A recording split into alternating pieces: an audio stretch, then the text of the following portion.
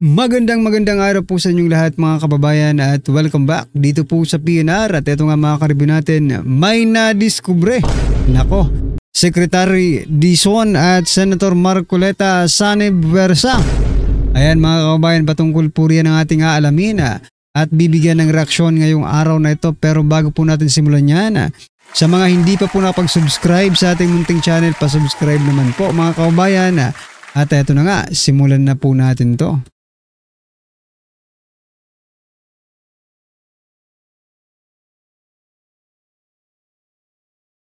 Ang pumipirma na lang po. Wala akong pakialam sa pre-audit. I'm not asking you about the pre-audit. Meron kayong post-audit eh. Yes, Your Ito Honor. nangyari, ghost project eh. Opo. Tapos na tapos pero walang nangyari. Ang tinatanong namin sa'yo, sino ang pumirma? Ano ang gagawin ng Your COA? Honor. Post-audit nga lang po. Kaya po... Ano nga yung post-audit? In your charter, Opo. magkaintindihan tayo. Mga kabayan, nanlulumo at labis na naghihinagpis ang bagong itinilagang sekretary ng Department of Public Works and Highways o DPWH na si Vince Dizon. Ito ay matapos niyang matuklasan ang napakalaking problema ng korupsyon sa ahensya sa pakikipagsabwata ng mga dating opisyal nito sa ilang kawani ng gobyerno, partikular sa ilang mga congressman. At higit sa lahat ay sa mga kontraktor ng flood control project sa bansa. Ayon kay Dizon, nakapanlulumo kung paano ibinubulsa ng mga buwaya ang pera ng taong bayan na dapat sana ay napupunta sa publiko sa pamamagitan ng maayos at sapat na proyekto ng pamahalaan. Aaminin ko po, sa tinagal-tagal ko po sa gobyerno, ako po ay na-overwhelm sa laki at sa gulo na nadatnan ko at nakikita ko sa loob ng Departamento ng Public Works and Highways. Hindi po ito magiging madaling proseso at hindi din po ito magiging mabilis na proseso. This will take time and this will be a very, very difficult process of reform. But as the President said, enough is enough and we must start somewhere. Sa ginawang inspeksyon ng kalihim kanina sa Plaza del Bulacan, nadiskubre niya ang isa namang proyekto na idineklarang tapos na pero 3 linggo pa lamang nasisimulan. Ang proyektong ito ay nagkakahalaga ng halos 96 milyong piso at nakadeklara sa mga dokumento na tapos na noon pang taong 2024 at lumalabas sa datos ng DPWH ay bayad na at 100% completed. Aniya, dahil sa mga pagdinig na ginagawa ng Senado at mainit na issue sa mga ghost flood control project, pilit na binubuhay ng nasabing kontraktor ang isang patay na proyekto. Ito, ang tawag ko dito, patay na pinipilit buhayin. Kasi nabayaran na siya nung last year. Sabi dito ng DPWH, 100% completed na to last year. Yung kapal ng mukha na babalik dito, tapos pipilit buhayin yung patay dito na magmamadali. Tapos talagang brazen. Kahayupan talaga ng mga taon to. Dahil dito, iniutos na ni Department of Public Works and Highways Secretary Vince Dizon ang lifetime blacklisting sa Wawa Builders at Sims Construction matapos masangkot sa maanumalyang flood control projects. Maliban dyan, sinibak na rin niya sa pwesto bilang DPWH Regional Director ng Plaza del Bulacan si Henry Alcantara na nauna nang humarap sa Senado nito lang nakalipas na araw. Ayon kay Dizon, malaki ang kinakaharap na kaso ni Alcantara dahil siya nag-a-approve at pumipirma sa mga dokumento na nagdideklarang tapos na at binayaran na ng buo ng kanilang ahensya. Kahit wala namang nakikitang tapos na project at hindi man lang dumaan sa inspeksyon. Today, I'm going to announce, number 1, Henry Alcantara effective today is dismissed from the... He's suspended. Okay, he is now dismissed. I will call for a summary dismissal of Henry Alcantara. And next week, I will ask the DPWH legal to recommend filing charges, the appropriate charges against Henry Alcantara. Obviously, criminal to. No, criminal to. Pag nanakaw ito 100 million. 100 million. So si Henry Alcantara, dismissed, and we will recommend filing of charges with the Ombudsman.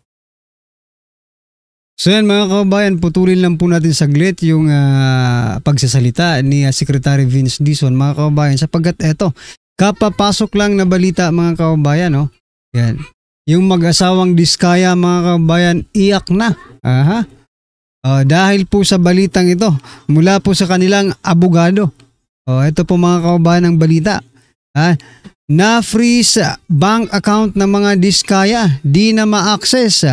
Kinumpirma ng abogado ng ng mag-asawang kontraktor na sina Curly at Sara Diskaya na na-freeze ng isa sa pinakamalaking bangko sa bansa ang kanilang account kahit wala pang utos mula sa BSP, Korte o AMLA. Yan mga kababayan. Ang masasabi ko lang dyan, deserve nyo po na ma-freeze na ang inyong mga account, diba? Kung pwede nga, pati mga ari-arian ninyo ay kumpiskahin ng gobyerno. Diba? Ito po ang naging comment ng ating mga kababayan. Sabi po nila dito, dapat lang dahil hindi nila pinaghirapan yan. Oo nga no? Mas nakakatakot ang sa mga pamilya. Mas nakakatakot sa mga pamilya. Hirap na nga sa paghahanap ng pagkakakitaan tapos ang mga bahay halos lubog sa tubig sa baha, walang kuryente, mga nasa bubong na bahay kasama mga bata samantalang sila ay walang patid sa pagpapasarap sa buhay. Kaya dapat lang na i-freeze. Okay. Ang dami dito, dapat lang. Hoy, eto kakaiba. Sabi dito, gimmick lang yan para maniwalang taong bayan na freeze pero totally withdrawn na yan. Dapat magpakita kayo Magpakita po kayo ng ebidensya na na-freeze na po yan. Kasi parang hindi pa rin naniniwala yung taong bayan kaya sabihin ng mainstream media or ng media, di ba, na na-freeze na without any showing any evidence na na-freeze na talaga ang kanilang mga account, no? Iba kasi ngayon no? Kapag nagsalita ka, kailangan dapat may ebidensya. Kasi uso po sa panahon ngayon, uso po ang mga sinungaling. Diba? Sawang-sawa na po ang taong bayan sa mga pagsisinungaling nila. Kaya ito, kahit magsabi sila ng sabihin na natin katotohanan, doubtful pa rin po ang taong bayan. I'm not only pertaining to the Diskaya family mga kabayan, but also to the government. Kahapon lang ay muli na namang sumugod ang mga galit na galit natin mga kababayan at ilang grupo sa bahay at mansyon ng pamilya Diskaya matapos ipanawagan sa gobyerno ang pagpapataw ng parusa sa mag-asawa at pamilya nito dahil sa lantarang pagnanakaw sa pera ng bayan na umaabot ng bilyon-bilyong piso. Kung matatandaan, pinagbabato ng putik na mga galit na residente at terorista ang gate at pader ng bahay ng mga Diskaya, habang ang iba naman ay nasusulat sa pader at pinto nito ng salitang magnanakaw. Ayon sa kanila, hindi sapat na makikita lang nila na nagkakaroon ng investigasyon sa Senado at Kamara, kundi dapat ay nakikita nilang may nakukulong at may napapanagot sa mga kontraktor, maging sa mga opisyal ng gobyerno na dawit at nakikipagsabuatan sa kanila. Ito po kami dahil kami po ay tumisigaw, nagmamakaawan ng pananagutan. Hindi na pwede, puro investigations lang. Dapat may managot dahil this is the same style of corruption. Naramdaman na natin to sa Napola scam, sa Formally scam. Kailangan ngayon may mapakulong, may mapanagot na mga public officials, na mga politiko. Ano ang masasabi mo dito kabayan? Kung ikaw ang tatanungin, sang-ayon din ba kayo na dapat may managot at may makikita kayong nakukulong sa mga akusado at mga Siyempre naman, sa pera ng bayan? Ang pumipirma na lang po. Wala akong pakialam. Samantala, magre-rekomenda rin ang DPWH ng paghahain ng kaukulang kasong kriminal laban kay Alcantara at iba pang sangkot sa katiwalian. Ito, ang tawag ko dito, patay na, pinipilit buhayin. Kasi Makikita nyo sa aking likuran na halos 150 meter na river wall na dapat gawin dito. Sabi ng subcontractor, nasa 70% ang nagagawa nila na nagkakahalaga ng 700,000 pesos. Pero sa sobrang liit nito, kumpara sa 9.5 million na nakuha ng Wawa Builders mula sa proyekto. At dahil sa sunod-sunod na natutuklasang mga maanumalyang flood control project, pinatawanan ng lifetime blacklisting o hindi na pahihintulutan ng Department of Public Works and Highways na makasali sa anumang proyekto ng gobyerno ang Wawaw Builders at Sims Construction na kasama sa mga kontraktor ng mga sinasabing Ghost Flood Control Project. Itong mga binisita ng ating Pangulo, i-a-action na natin yan. Kasi yan mga klarong-klarong substandard, sa Bulusan tsaka sa Prances, at yung sa PL sa Baliwag, ghost yun. So, yung mga binisita ng Pangulo, yan yan po ay mula sa kay Secretary Dizon, nakakapagtaka lang, no? Bakit ang Pangulo ang bumisita, mga kababayan? I'm not saying na may kinalaman po ang Pangulo. Ang tanong ko lang po, di ba? Bakit hindi po sa DPWH? Bakit direkta sa Pangulo? Para ano? Para maging hero? Di ba? Sa dami-dami ng makakadiskubre, Pangulo pa talaga ang nakadiskubre, mga kababayan.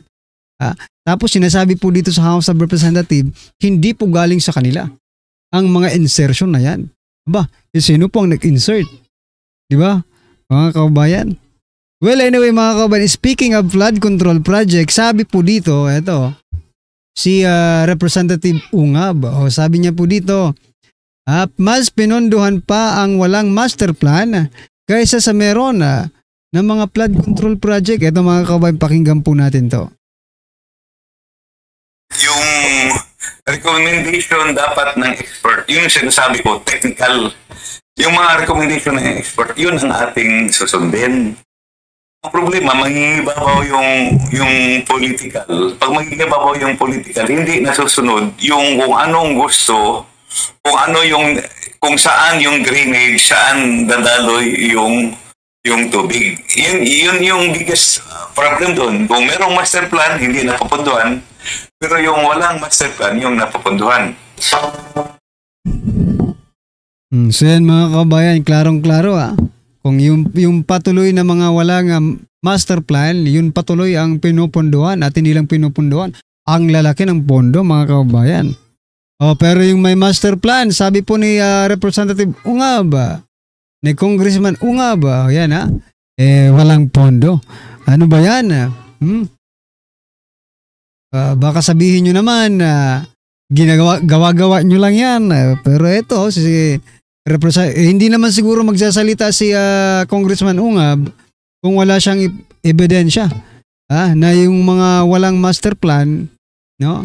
Ayun pa ang pinupunduhan. Nako po. Yung Sims, perpetual ban na yan. Yung magre-recommend na tayo ng kaso dyan sa DOJ.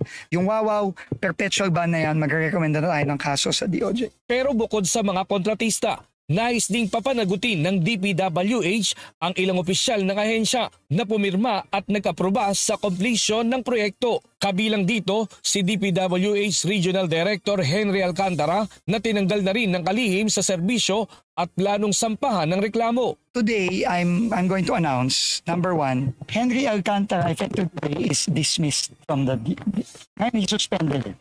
Okay, he is now dismissed. I will call for a summary dismissal of Henry Alcantara. And next week, I will ask the DPWH legal to recommend filing charges, the appropriate charges against Henry Alcantara. Obviously, criminal to. No, criminal to. Pag nanakaw ito 100 million. 100 million. So si Henry Alcantara, dismissed, and we will recommend filing of charges with the Ombudsman.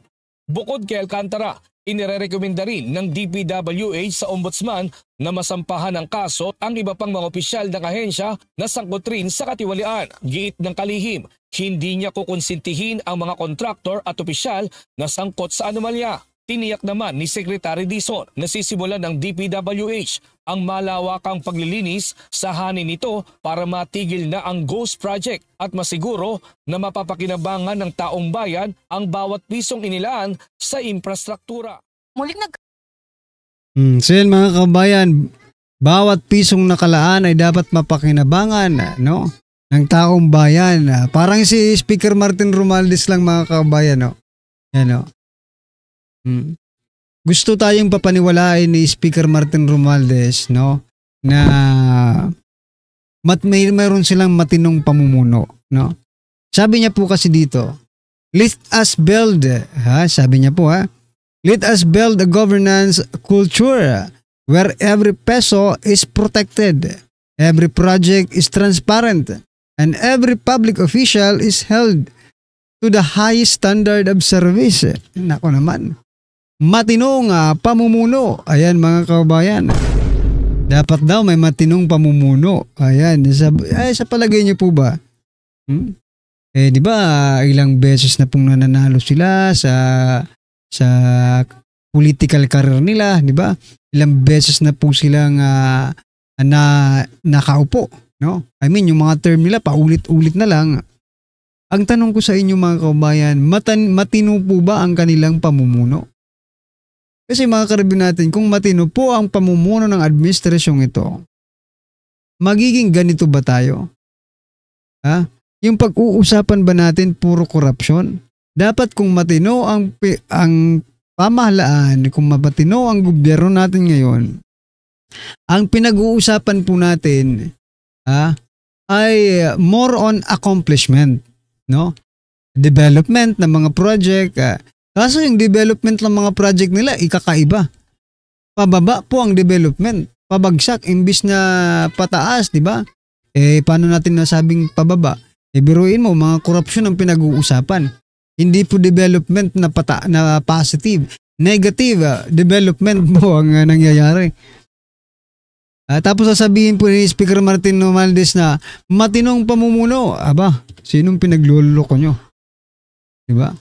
Kung matino po ang pamumunong ito, dapat ang pinag-uusapan, dapat sa mga press conference ninyo dyan sa Malacanang, di ba? Itong si Auntie Claire, dapat ang binabalita niyan ay mga accomplishment ng Pangulo. No? Kumusta na yung development ng mga project? Hindi po ganun ang nangyayari. Kaya mahirap pong maniwala dito kay Speaker Martin Romualdez sa mga pinagsasasabi niya. Diba? Napakahirap po kasi kabaliktaran naman po ang nangyayari. Kabaliktaran po ang nangyayari sa totoong buhay. Ano ba? Nananaginip ba kayo ng gising? Yan, no? Nananaginip ba kayo ng gising, Speaker Martin Romualdez? Hindi lang naman si Speaker Martin Romualdez, yata ang nananaginip ng gising. Maging ang ating Pangulo, yung mga opisyal ng gobyerno, palagi nilang sinasabi na maayos ang ating bansa. The economy is progressive. Tapos mababalitaan natin, dahil sa flood control projects, billions, magkano yun? 42 or 41 billion ang nalugi sa ekonomiya. Ay nako, mukhang niluloko lang tayo nito Buti na lang talaga may social media at madali pong kumalat ang mga totoong impormasyon mga kababayan. Well anyway mga karibyo natin, ano po ang inyong opinion, reaksyon patungkol po sa video ito?